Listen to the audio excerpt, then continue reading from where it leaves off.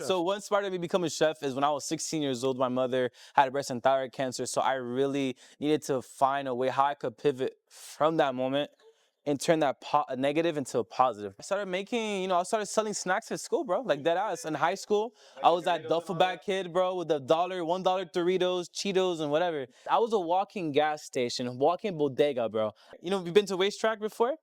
Racetrack that has it's a gas station that pretty much has breakfast, bro. 2 for 3. I used to flip them, sell it for $2 more. Breakfast, bro, at 7 a.m., bro, people were waiting for me. And I saw somebody making brownies. And I was like, bro, I could make way better brownies than that girl. And I sell it for half the price. So she was selling it for $3 for a big ass Man, price. you undercut her. I dead ass. But hey, it turned out pretty good because I got the business and I started making what, $200 a day. But then that money was for my mom. So if I make $200 a day for selling snacks, that's what, 5 days, that's $1,000 a week, minus how much I'm paying from BJ's, the gas, the food equipment, whatever. That's like a good profit. So whatever the profit I did, I gave it to my mom. And then from there, sure, her treatment got better and she got cancer free. Now I got a business. I could make money for myself. Then after that, my father passed, and that was another moment for me that I could have just gave up. All that bro, I could have just like been like, you know what, I don't want to do this anymore. Nah, I kept going. I made a brownie, Matcha Him, which is the Cafe Sizzle brownie, which won 3 awards. And those awards, it meant to me a lot because it means something deeper than just a regular brownie that has coffee inside. It's Miami vibe aesthetic. Nah, man, I don't care about that. I care about what it means to me. Because that was an honor for my father. So hi, my name is Christian Barruos-Brens. I am a young upcoming chef here in Miami. I'm 22 years old. My parents are from the Dominican Republic, and I have my own catering company, brand and private chef business. There was a lot of mixed emotions when I was walking into that big mansion because I've never really been to a beautiful house in that area. So it was my first time ever going into a big mansion and where I'm gonna be performing and catering that weekend. So we're talking about CEOs from different states, different countries. When Grant Cardone walked in and he started speaking, I saw that he was there and I was like, wow, this is a whole different atmosphere, environment that I'm being placed in. And this all this thanks to God. This catering, it was for Tim Stories. So he's a very famous motivational speaker. They hired me for 3 days back to back. The first day we did a charcuterie board. The second day we did breakfast, lunch, and dinner. Then the third day we did breakfast, lunch, and dinner as well. Him and his team were doing a getaway, an experience for 3 days where they invite the best mentors to teach about 50 guests to pay for this experience. I got to really cook for these CEOs, these big people that are trying to be the next Bill Gates or Warren Buffett. So I got connected to this event because one, God put me in the right place at the right time, and two, the connections of word of mouth. See, when I'm cooking, it's all about the flavors, the hospitality, and how I take care of people. Those are my most important things and my main things I focus in with my catering company. And I believe when those standards are met, the clients start to come and trickling down. So normally my catering company, we pretty much do large volume caterings. We do up to 900 people, sometimes 1,000. But this was only for 50 selected VIP people. The pressure was high. There was a lot of pressure on me because it was 50 people, but every single plate and execution needed to be perfect. The moment when gets real is when all the guests are sitting and waiting for you.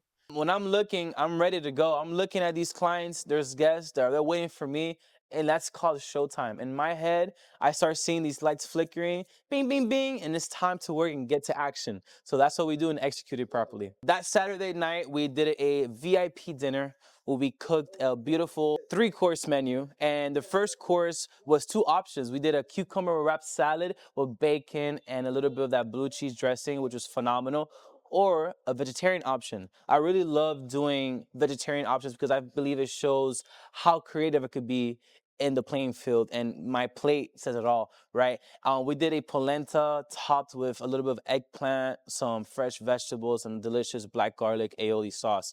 Then for the entrees, we have 2 different options for them. The first one was a poached salmon with some herbs, a little bit of asparagus, and fresh mashed potatoes. And to finish it off, a little bit of that delicious lemon herb sauce.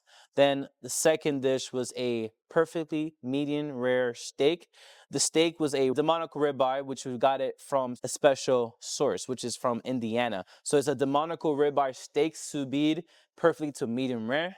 a little bit of mashed potatoes and asparagus, and a red wine demi-glace sauce. Yeah, there you When go. it comes to temping stuff, I like using it by the feel because Okay. that's way better. I just have muscle memory.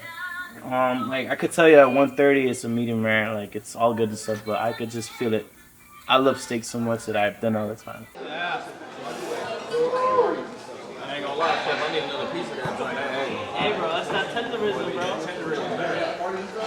That's that floppy steak effect. We got two different sauces here. We got a red wine demi-glace. Uy, okay. So we got a red wine demi-glace sauce, 72 hours in the making.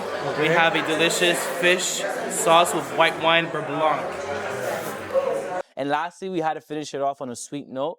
We did my 3-time award-winning signature cafecito brownies and a little twist because we know brownies are normally square, but we put it round because we want to showcase that brownies could just not, it could be a different shape, but it would taste the same. It would be freaking delicious. There was a lot of feedback and all of them were very positive and very good feedback. The guests loved it. And I was kind of shocked myself because yet again, as a chef, I like being creative and overwork myself. And I love what I do, this is my passion, but sometimes I overthink. And as a chef, it's super important to be confident. One feedback that really stood out to me is from actually Tim Stories' team.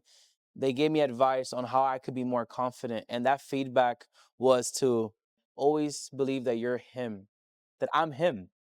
I don't believe that until someone tells me that. But I have to change that mindset because at the end of the day, I've done so much at a young age. I'm 22 years old. I'm a young upcoming chef. And you know that we've been to this journey together where I always bust my ass and work and get to that place because I bust my ass and really work the living my Wait, what? That makes no sense. All right, whatever. You know what I mean. I really appreciate Tim Stories' team for feeding all of that feeding all that feedback, all that confidence. And I'm really appreciate that. And I'm just very blessed and grateful to be in a space where I'm not only working, but I'm able to grow as a person, as a chef, as a human being. So this event really means to me in two different aspects. There's a business side and there's a personal side. For business, it's just getting another connection with another client and building my resume, my portfolio. Because now I could create an experience where I'm in your mansion, your house, in your establishment or venue and create a mini restaurant service, dinner service, or lunch service. Another side is personal. It made me really realize that I'm getting somewhere where I'm getting somewhere very far. Me as a chef, learning and building relationships and developing my own skills and as well personally, mentally, and physically. There's no I in team. This is not an I type of situation. No, this is a team effort. And I'm very blessed and grateful for everybody that's helped me, my mentors, my chefs, my people that are working, my servers, my photography, everybody, we're all working in harmony. Like we're all one big family and I'm very blessed to be a part of the right team because I met them at the right place at the right time. So one takeaway so you guys to take from my story and the way I do things, it's just to never give up. I swear to God, if you give up, I'm coming to your house and you need to wake the up. So yeah, don't give up and be consistent. Fire, bro. Yeah, I just talked a lot, bro.